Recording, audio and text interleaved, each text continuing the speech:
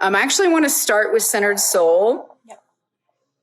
This is our Centered Soul tea. So what's in this?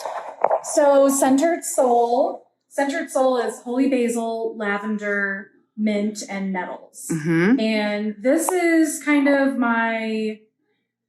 been my go-to blend for many years. I'm a huge fan of holy basil. It counteracts the effects of cortisol in your body, which is the hormone that's released when you're stressed. It helps rebalance your adrenals. And I think one thing that I've seen consistently is that many people they have adrenal taxed, adrenal fatigue, and especially now with all this going on, we are all for sure so taxed.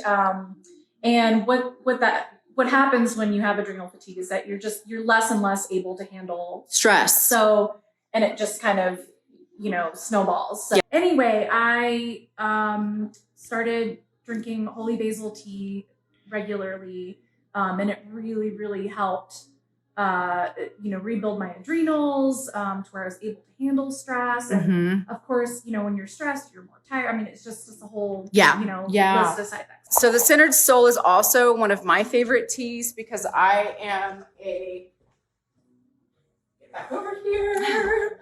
I'm also a sufferer of panic attacks from when I was really young. And so the Centered Soul is something that I use very regularly in my life now. And before I was just drinking, holy basil tea, but Marissa's blend with the lavender and the I'm like, what else? And the nettles. Yeah.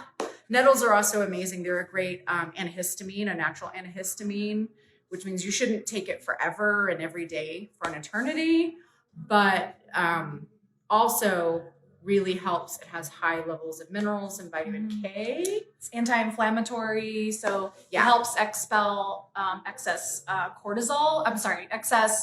uric acid from your joints. So I didn't know that.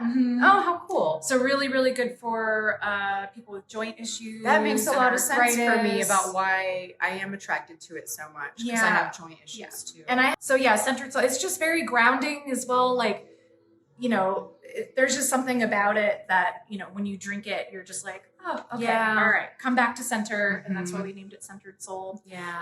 Also, holy basil, the reason why they call it holy basil is in India, it's called Tulsi, the incomparable one.